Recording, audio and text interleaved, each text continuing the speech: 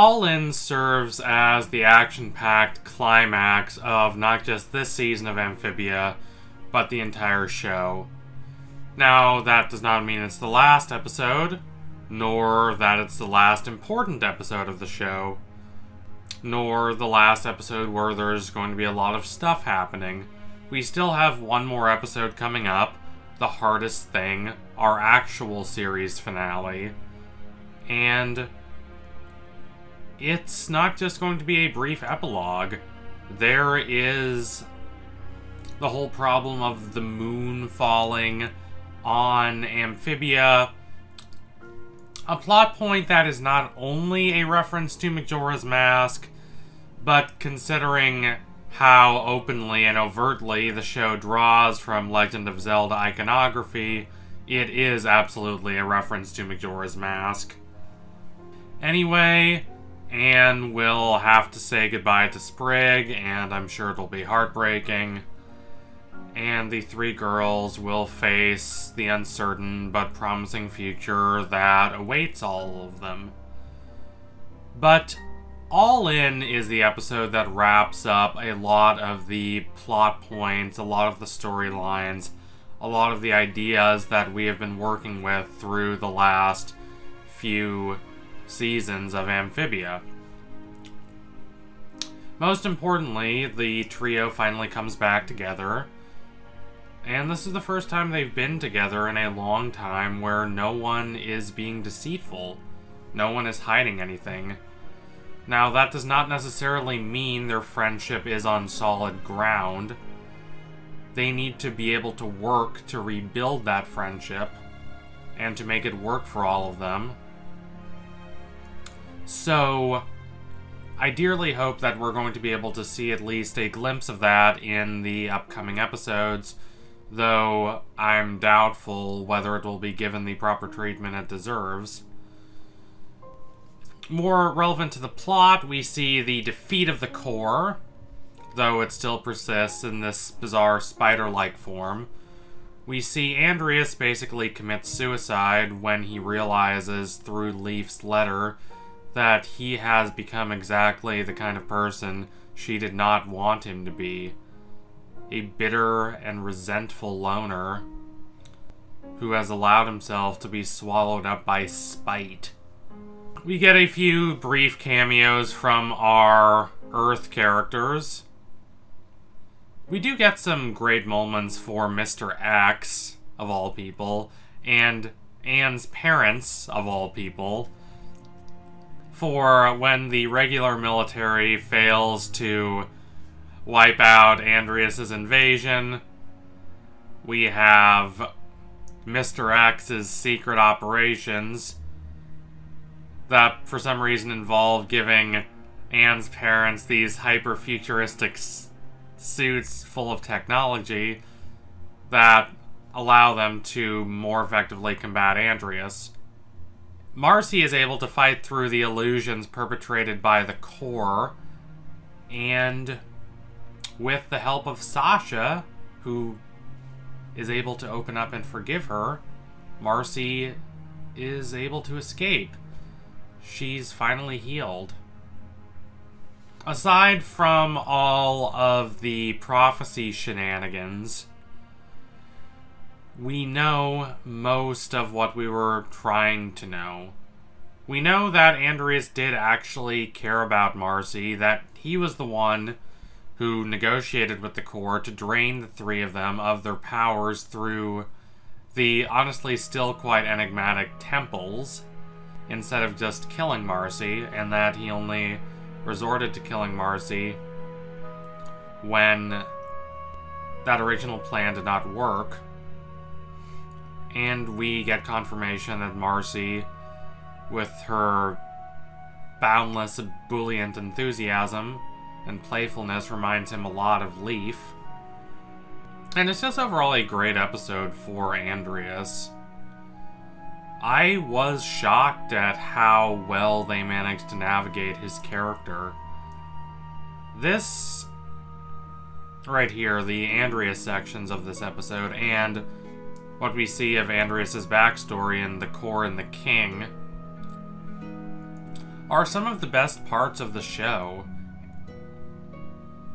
We see that Andrias is far from blameless, that he has allowed himself to be sucked into the will and the whims of his father and the other minds of the core, and abandon the virtues of tenderness, love, and compassion that he and his friends once deeply cared about.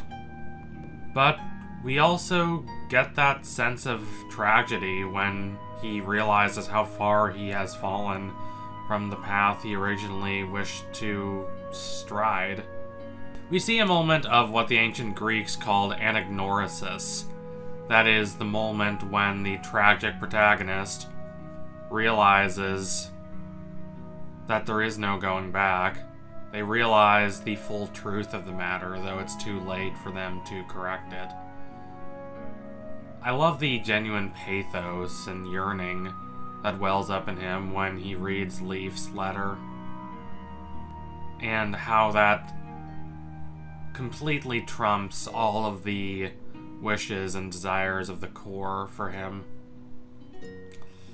The Andrias sections, along with the Sasha sections, which I'll get to a little later, are much of what make this episode really special to me.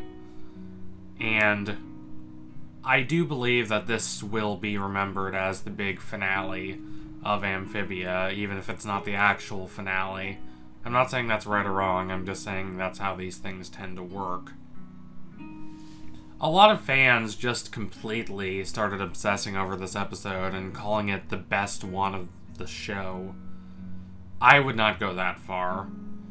But there is a lot to love here. The and sections are quite interesting, and while there is a bit more sentimentality than I would like even from a show like this that is so openly sentimental, and while there is a lot of goofiness, like Anne being inspired by hearing K-pop in her final battle against Andrias, I think most of it works. I mean, if you're going to have your protagonist go full Super Saiyan, full Supersonic, and go fight a giant lizard monster invading Earth, you might as well go full over the top. And while Anne is not my favorite character in the show, I do think they provide a good cap to her journey of self-discovery throughout the show. During a little flashback at the beginning of the episode, we see Sasha and Marcy plan and execute a wild K-pop dance party at their middle school. And Anne just kind of goes along with what her friends want. The principal disciplines them all, but she has a lot of respect for Marcy and Sasha, but Anne she sees as having a lot of wasted potential. She wants Anne to really figure out what she wants for herself.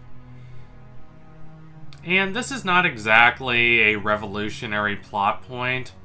It's pretty well-trodden ground, but it's done well here, and I quite appreciate that. We see Anne looking back at how much she's grown before the final battle, and we see the show emphasize that who you are in the past does not and cannot define you. Life is in a constant state of instability, a constant state of flux and motion. Being too attached to a fixed, stagnant image of oneself or the world around one inevitably leads to one's doom. We see this with Andrias, who is just so completely consumed by bitterness and resentment that he loses sight of the opportunity to relinquish the past and start over, start anew, be a strong and moral leader who's not so caught up in the betrayals and bitterness of the past. And all of the other characters in this episode that we see past and present, aside from the core, which is even more stuck in its ways than Andrias, exemplify the virtues of that change. We see Leaf transform her identity and become the founder of the Planter family. This is a plot point we all expected, and we all knew from the hints we've received in the past that she was a planter. But this is not just plot confirmation, it is an embodied representation of that idea that we are constantly responsible for who we are. We are constantly responsible for that process of change and transformation. We are condemned to be free, as Sartre puts it. Whether we like it or not, we cannot be honest with ourselves and still cling to the past, cannot cling to those old ideas of who we were. We're constantly changing, and the world around us is constantly changing. And we need to be willing to accept and negotiate that change instead of denying it. Sasha states this outright when the core, Darcy, says that she's nothing but a control freak, and that she should relate to a fellow control freak like Darcy. Sasha bluntly says that she's not that person anymore. Who she was does not define her. She has to constantly take responsibility for who she is. And while I do believe that the Sasha storyline could have been made a little stronger had she interacted with Marcy a little more before this point, I mean, this scene where she confronts Darcy is the first time she is interacting with Marcy without the presence of Anne in this entire show. I think that was kind of a mistake on the part of the show, and I think that this final moment of connection and later forgiveness between Sasha and Marcy would have been stronger if we had gotten more insight into their relationship before. But that's not really a problem with this episode, so I won't hold it against this episode.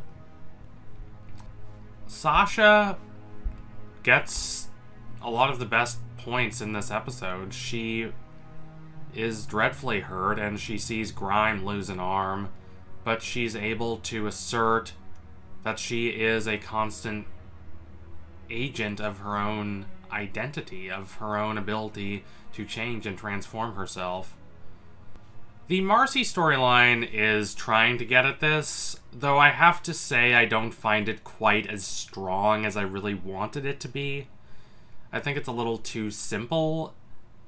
It's, number one, very similar to the Mabel's Bubble story in Gravity Falls, but it's not like person surrounded by their own fantasy world and not wanting to leave it is a weird or bizarre construction that's only limited to Gravity Falls. Other shows can and should do that. It's one of my favorite basic structures of having a story like this, where a character is needing to experience this physical representation of their own unwillingness to communicate with the outside world and leave one's own psyche. It's not bad in concept, but it's missing something. Perhaps just more screen time.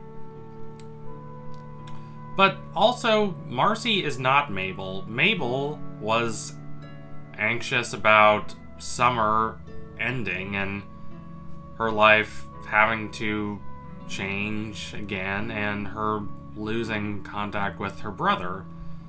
These are all reasonable concerns, but they can be solved. Marcy seems like a victim of a much deeper malaise that the show is kind of brushing to the side. I mean, listen, either Marcy has a deeper level of anxiety and resentment about returning home, beyond just wanting to spend time with her friends because, you know, they're cool and it's nice to have your friends like what you like, or there isn't a deeper wellspring of bitterness and anxiety beneath her actions. And if there is such a thing, it's a little callous to wrap Marcy's whole storyline ostensibly up with the conclusion that she should just learn to not escape from her problems. And if there isn't a deeper level of bitterness and yearning, then it's a bit overwrought that Marcy was willing to trap them all in this fantasy world, that she was willing to run away from her basic life and to not go back to her parents and Earth, or have any desire to do so after being there for months and months.